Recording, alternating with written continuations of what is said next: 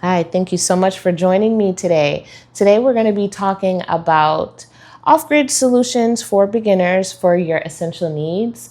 So your essential needs are going to be water, you're going to need solar, some sort of electricity, even if it's just to charge your mobile device. We're going to talk about shelter, heating and cooling, depending on the time of year that you're going. All these things were things that I did starting off, and I didn't have very much. Now, of course, if you have more money, then this video is probably not going to be that useful for you. But this is more geared to people that are just starting off and wanting to have a solution that's pretty cost effective. Okay, so let's get into it talking about water. So there's, of course, you can save your juice bottles, save your water bottles. I particularly liked the silk milk bottles because they were a little bit sturdy. I like that they weren't exactly see-through, and that's because I drink almond milk, and the handle was pretty nice. So any bottle will do. You can also get bottles like this guy. These are getting kind of pricey. I remember when I first started off, they were about $8 a pop. Now they're about 13 if you're just buying them from Walmart and places like that. So those are water holding containers. So that's just starting off. If you want to upgrade that, there's always those 55 gallon. They're just containers. Usually they hold syrup, things like that. What you're going to want to make sure, though, is that they're food grade. You can always go to Facebook Marketplace and look up anyone locally selling those, okay? And sometimes those people that have the 55 gallons, they have an even bigger option, which are IBC totes. I personally purchased over time 11 of them at 330 gallons. So that's about 3,000 plus gallons of water storage that I'm able to have on the property. Now you're wondering, where am I going to get the water from? So water sources, starting off, what I did was went to local parks, or when I had my job, I just asked my boss, hey, do you mind if I fill up a few of these till I get my systems upgraded? That's just something that you can do starting off with if you just need to, keep 20 gallons of you with you. And that's a solution. You can also, if you have the big IBC totes now, and there is someone in your area, look up water delivery. Not these guys, of course, but sometimes in small rural communities, they have people that typically have a big water tank that they fill up and they bring it to your property, and it's pretty quick. I've done that once, and let me tell you, I don't think I will ever try to haul water again because it was just so fast and convenient. But if of course I didn't have that money for a water delivery, what you can look into is actually getting a truck bed, mounting one of those IBC totes, going to your local water oh my goodness, water malapility. Oh my goodness. Anyways, just type in city water, call around, ask around. People in small towns and rural places have a wealth of knowledge. So, but what I did was, the place that I can't say, you were able to get 3,000 gallons of water for like $11. At the particular county that I was in, they just kept a log and say I was able to get 400 gallons at a time. So what I did was purchase one of those water tanks. Sometimes you see the military with them. It was actually a retired military water tank. I purchased it from somebody that purchased it from a auction. So that's another way you can do, if you know how to use auctions and you're comfortable, go ahead and look those up on auctions. You might be able to find a good deal with that. Okay. Now, one way that I use the water now in a convenient way was these little things are water pumps. What happens is you put a cord in here, you charge it. The other end would be a USB. So this is a great option. It has a hose, and of course, you can use it for things like this. You could use it for dishwashing if you wanted to. What I like to do for our dishwashing, and of course, regular food eating. That's what these are for. So two other options that I had for water solution was we would take the water bottles. We had stock pots that were like soup pots, big, and we got them secondhand thrift store, rummaging our garage sales. You can find those pretty inexpensive. And, we'd fill it up. We'd boil a kettle. I also had two kettles that were dedicated for, just water needs as far as not drinking water. So we had a separate one for drinking. And then we had one, say we wanted to heat up water for dishes, we would utilize the water kettles. Another option that we used was, those coffee pots that usually at hotels, and you press it down and the water comes out. So what we would do was we would boil water, we would fill those up, and then we would top it off with cold water to get a great temperature. That way, through the night or through the day when you wanted to wash your hands, you didn't always have to, pour water bottles and things over you. You just pressed the pump and washed your hands, and that was good to go. And I talked about the stock pots. So what we use the stock pots for, the soup pots, we would fill those up, and that's what we would, if we needed a large amount of hot water, we would just boil that, and we would add the cold water as we needed, and took baths that way with big pots of water. So they were pretty comfortable baths. There's also camp. They're black and they're like square. You can get them at Walmart, but they're called camp showers.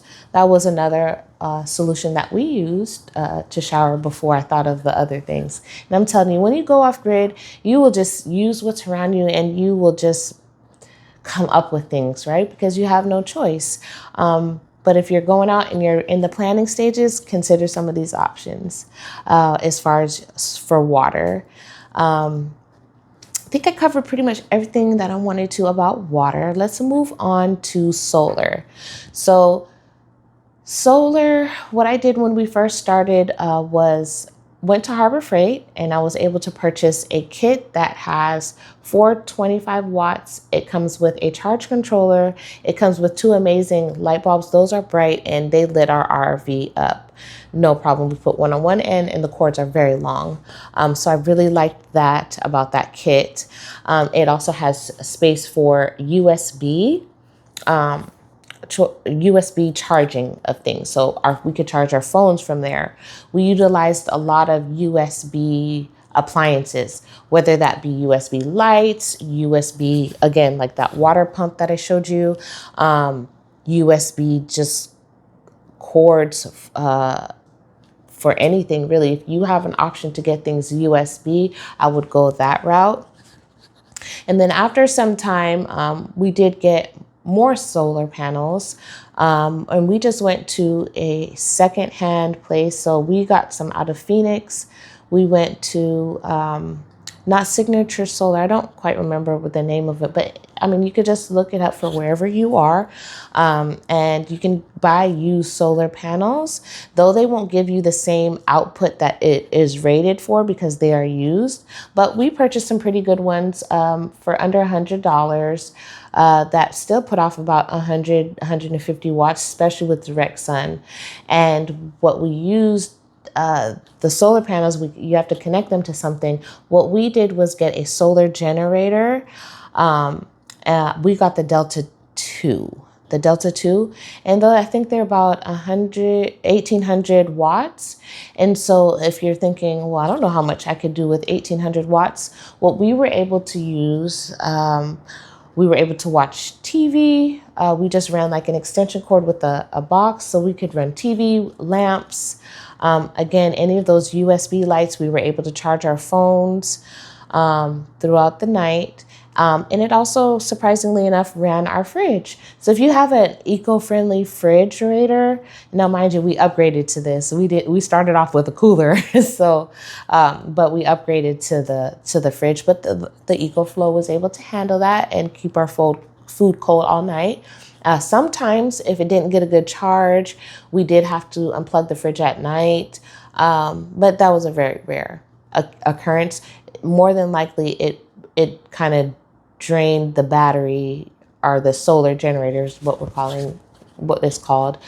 We kind of drain the battery pretty low, which overall isn't good for the health of the device. But again, if it's a temporary solution the first couple months in, I would definitely utilize that for solar. And of course, you can always learn how to build your own system. I am so scared of it, but I've seen tons of people do it as well. So those EcoFlows were maybe about $399. Now the price of those have gone down.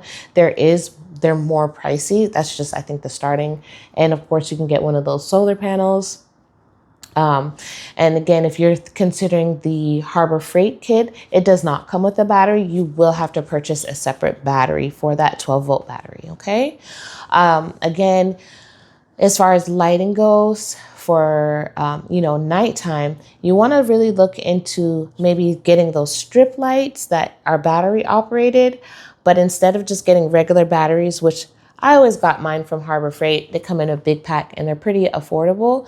But if you can afford it, I would consider getting rechargeable batteries. You can't go wrong with those. Okay. Yeah, that's about it for the solar part. Shelters. Let's talk about shelters. Of course, there's always the vehicle that you have. Hey, if you have no other choice, start looking up van dwellers, because that's an option temporarily. There's tent solutions. There's, people use yurts and things like that. There's travel trailers, fifth wheels, things like that. If you have the finances for that. We bought our secondhand, which was about $2,000, around that price range. I think maybe $2,500. However, that was in 2017 that we first purchased that. And then we got a fifth wheel, which I actually only paid $1,500 for, from the person that I got the water tank from the auction. So that's another option for a shelter goes. Another really, really popular one is sheds. I actually have a shed as well. It was going to be my son's room. Well, it's going to be my son's room. But you want to consider the time of year that you're going. Just know in wintertime, it's going to get cold. And in summertime, of course, it's going to be more warm. So you're going to want to get ahead of it if you do consider getting a shed. Also budget in just how much drywall is going to be if you want to drywall it in, or at least bare minimum some insulation. Okay, we used foam boards. We used the Pink Panther stuff. Yeah, so that was what we also used. Let's see, as far as shelter goes that are pretty cost effective, again, tents. I mean, even just the regular camping tents. We had a big, massive one. It's a 3-bedroom tent. We love that thing, man. So yeah, that's another option. I mean, consider building yourself a platform. Maybe if you want to get some pallets and things like that. Pallets and off-grid, I think they go hand in hand because they're a free resource and they're just so versatile. You can do so many things with pallets. So my goal is to build some structures using pallets. So hopefully I can get back there soon. And I'm getting way off. So anyways, back to the essentials. So heating. When we were in the RV, we used the stove sometimes. I mean, there's propane hooked up to most RVs. Another solution that we used that was pretty good was Mr. Buddy Heater. During colder months, you're gonna go through propane. I mean, I was spending quite a bit on propane, and if I think of the off costs for if I was paying an electricity bill versus, getting this propane, during the winter months, you're just please plan to spend a little bit more in propane. There's also diesel heaters. However, I was not able to, I don't have experience with the diesel heaters, but I know I've seen a lot of people that do have success with that. So that's another option, those diesel heaters. Of course, there's wood stoves and things like that you can use for heating. You can also, if you just have a stove, Go ahead and light a burner. You're going to want a carbon monoxide detector just for your safety. Anyways, and if you have propane, you're going to want those anyway. So you're definitely going to want to pick up one of those, a carbon monoxide detector. So yeah, we just lit that stove and just kept one burner going. Another thing we did was we all bunked in the living room. So somebody was on the couch, somebody was on the other couch, somebody was on the mattress in the living room, and we just blocked off a section. So how our home was set up when we moved into it was kitchen, and then the living room was kind of all one section, and then a hallway. So what we did was we just put up a curtain and we blocked off a section. So that's another thing you want to consider is putting plastics on your windows. You're going to want to consider blocking off sections, and of course bundling up is always great, and it makes for perfect family bonding. Now, if you're single by yourself, think about sleeping bags that are warmer and things like that. Anything that to bundle up, go ahead and get those things stocked up from now. If you're already out there, maybe you make your next trip, think about getting some wool blankets, warmer sleeping bags, and things like this. The reason I'm talking about heating is because I watched a video yesterday of a family and they're off grid in a colder place, and they just got snow. And I was like, oh, I wish I could just call them and tell them, oh, do this and that. But yeah, so these are different solutions that you can do for heating. Cooling. So if you don't have the money for necessarily an air condition, I wouldn't recommend getting a window unit. I would actually go for one of those mini split units. They have some that are solar now. I mean, the other day I seen somebody had a 12 volt, actually it's Frugal Off Grid. He used one. There was another channel too that has this 12 volt. They're a newer channel, but just type in a 12 volt AC. And if you're trying to cool down a smaller space, that's a great alternative. What we did was just use natural breeze, and we got a swamp cooler. So if you're somewhere that is more dry, I wouldn't say somewhere wet like Washington necessarily, but I mean, in the summer, it's not that moist anyway. But I utilize the swamp coolers. So they're, fairly large size units. They're able to, the cheapest one, the smallest one, they're able to hold, 5 gallons. So what it does is kind of push water through a cooling, like a pad, and there's a fan. So it's kind of blowing you that air. You stick that in front of a window that catches breeze, and I'm telling you, block off sections, and it's a good cooling solution. Again, we were able to run that swamp cooler with a bigger upgraded system. So you're going to want to check the wattages and make sure that you have enough solar to support that. But again, I'm going to be looking into those 12 volt units, because those looked pretty awesome. And anything 12 volt, especially if you're intimidated by solar, is a good starting point option. Actually, it's the only starting point, 12 volts. Yeah, so that's what I have for you. I don't want this too long, but I just wanted to give some solutions if you're gonna consider going off grid and you have a smaller budget. Hope this helps. Hey, so I just started this channel, and so far I don't have any subscribers yet. None of my videos have any likes, but I'm going to keep going at it. If this video was helpful to you, please consider subscribing. Please hit that like button and watch. Thank you if you have watched it all the way through. I truly appreciate your time. So please check out one of my other videos that I have posted. I go into more detail about how I started my off-grid journey, how I was able to be blessed with 40 acres. I have another video about going into some details about my water, where I show the water pump. It's a little old throwback video, so it's not me currently doing it. So the quality is not the greatest, but a little bit of entertainment there. So check that video out. But if not, thank you so much for even joining me. And please leave a comment below on what your solutions are. If I missed anything, please comment below. I would love to hear from you guys. I'm going to be so excited. That first subscriber, I'm telling you, I'm going to just do a happy dance and post that. No, I'm just kidding. But anyways, thank you so much for joining me. Take care.